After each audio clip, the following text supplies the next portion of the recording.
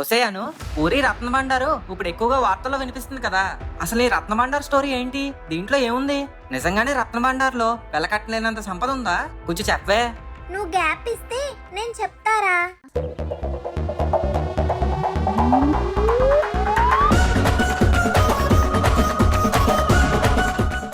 మన దేశంలోని అత్యంత ముఖ్యమైన ఆలయాల్లో ఒరిస్సా పూరి జగన్నాథ్ ఆలయం ఒకటి. ఈ ఆలయంలో శ్రీకృష్ణుడు, బలరాముడు, సుభద్రాదేవి దర్శనమిస్తారు. ఈ ఆలయంలో పూజల్ని అందుకునే శ్రీకృష్ణుణ్ణి జగన్నాథుడు అని పిలుస్తారు. 12th సెంచరీ ఏడీలో అనంతవర్మన్ చోడగంగా ఈ ఆలయాన్ని నిర్మించారు. ఈ ఆలయంలో చాలా మిస్టరీలు ఉన్నాయి. అందులోని ఒకటి ఈ రత్నభండార్. అసలు ఈ రత్నభండార్ ఎక్కడుంది? ఆలయానికి ఉత్తర దిశగా ఒక బేస్మెంట్ ఉంది. ఆ బేస్మెంట్ లోనే ఈ రత్నభండార్ ఉంది. రత్నభండార్ లో మొత్తం 3 ఛాంబర్స్ ఉంటాయి.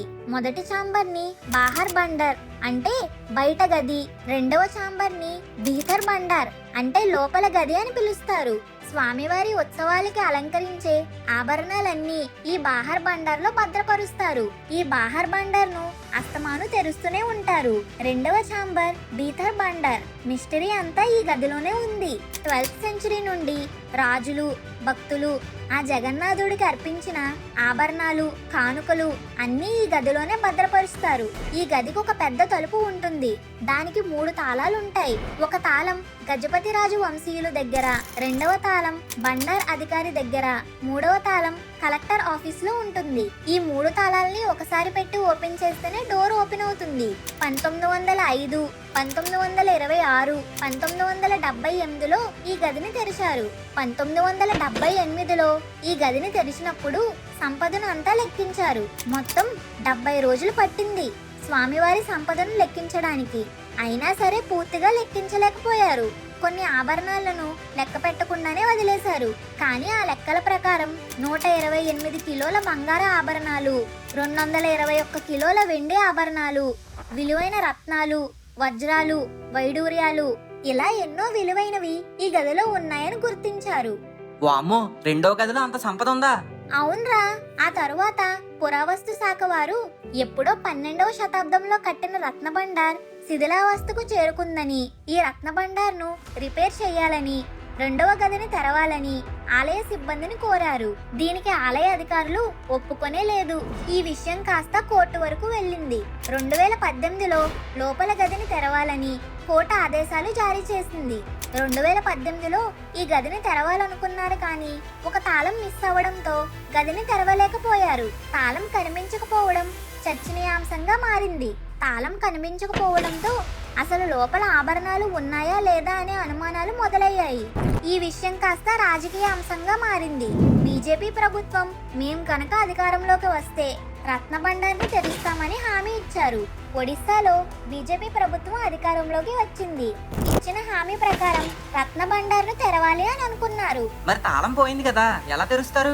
ముందు తలుపుని పగలగొడదామని అనుకున్నారు. కానీ ఆ తాళం యొక్క డూప్లికేట్ తాళం దొరకడంతో ఆ తాళంతోనే ఓపెన్ చేయాలి అని అనుకున్నారు. 11 మందిని లోపలికి వెళ్ళడానికి ప్రభుత్వం నియమించింది. ఈ రత్నభండార్కు పాములు కాపలా కాస్తాయని అందరూ నమ్ముతారు. దీంతో పాములు పట్టే వాళ్ళని కూడా ఏర్పాటు చేశారు. ఒకవేళ ఎవరికైనా పాములు కరిస్తే వైద్యం చేయడానికి వైద్యులను కూడా ఏర్పాటు చేశారు. గుడి చుట్టూ ఫుల్ ప్రొటెక్షన్ ని ఏర్పాటు చేశారు. స్వామివారి నగలను భద్రపరచడానికి 6 పెద్ద చెక్క పెట్టెలను సిద్ధం చేశారు. 46 ఏళ్ల తర్వాత జూలై 14 ఆదివారం 1:28 ప్రత్యేక పూజలు జరిపించి రత్నభండార్ను తెరిచారు.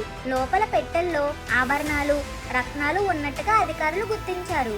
కానీ అప్పటికే చీకటి పడడంతో ఆ గదిని మూసేసి సీల్ వేసేశారు. మళ్ళీ గురువారం ఈ గదిని తెరిచారు. చెక్క పెట్టెలలో ఆభరణాలన్నీ భద్రపరిచి స్ట్రాంగ్ రూమ్ లోకి తరలించారు. అక్కడే సంపదనంతా లెక్కించి డిజిటలైజ్ చేశారు. ఇక్కడితో అయిపోలేదు. రత్నభండార్లో ఇంకొక రహస్య గది ఉందని గుర్తించారు. ఏంటి, ఇంకో రహస్య గదా? అవును. సెకండ్ ఛాంబర్ తెరుచుకొని వెళ్తే దాని తరువాత ఇంకొక ఛాంబర్ లోకి వెళ్ళడానికి ద్వారం ఉంటుంది. ఆ ద్వారం గుండా వెళ్తే ఒక స్వరంగ మార్గం ఉంటుంది. అక్కడే ఇంకొక రహస్య గది ఉందని గుర్తించారు. ఈ గదిలో ఎనలేని అపర సంపద ఉందని చరిత్ర చెబుతుంది. 1466లో గజపతి కపిలేంద్ర దేవ్ తూర్పు దక్షిణ దేశాలను జయించి సంపద సంపదనంతా ఈ రహస్య గదిలో భద్రపరిచారని, ఈ గదిలో బంగారు కిరీటాలు, రత్నాలతో పొదిగిన సింహాసనాలు, అమ్మవారి ఆభరణాలు, ఇతర దేవతల విగ్రహాలు, ఇంకా ఎన్నో విలువైన వస్తువులన్నీ ఉన్నాయని అక్కడ స్థానికులు నమ్ముతారంట. గతంలో రెండవ గదిని తెరిచినప్పుడు ఈ గదిని కూడా తెరవడానికి విశ్వ ప్రయత్నాలు చేశారు, కానీ తెరవలేకపోయారు. ఎందుకంటే ఈ గదికి నాగబంధనం వేసి ఉంది. నాగబంధనమా? మనందరికీ కేరళలోని అనంత పద్మనాభ స్వామి ఆలయంలోని 6వ గదిలో అపర సంపద ఉందని చాలా కథనాలు వచ్చాయి కదా. కానీ ఆ గదికి నాగబంధనం ఉండడంతో ఆ గదిని తెరవడానికి ఎవరూ ధైర్యం చేయలేదు. ఇప్పుడు ఈ రత్నభండార్లోని రహస్య గదికి కూడా నాగబంధనం ఉందనే కథనాలు ఉన్నాయి. కానీ ఈ గదికి నిజంగానే నాగబంధనం ఉందా అనడానికి ఎటువంటి ఆధారాలు లేవు. కానీ ఇప్పుడు ప్రభుత్వం సెకండ్ ఛాంబర్ ని ఓపెన్ చేసి లోపలికి వెళ్లి అన్వేషిస్తే ఏదైనా ఆధారాలు దొరికే అవకాశం ఉంది. ఏం జరుగుతుందో చూడాలి మరి. ఇది ఫ్రెండ్స్ ఈ రత్నభండార్ మిస్టరీ. ఇది ఫ్రెండ్స్ ఇవాళ వీడియో. మీకు గనక నచ్చినట్టయితే ఇప్పుడే ఒక లైక్ అండ్ షేర్ చేసి మన ఫన్మోజీ ఫ్యాక్స్ ఛానల్ ని సబ్స్క్రైబ్ చేసుకోండి. అలాగే నెక్స్ట్ ఏ టాపిక్స్ మీద వీడియో చేస్తే బాగుంటుందో కింద కామెంట్ పెట్టి మీ ఒపీనియన్ మాకు తెలపండి.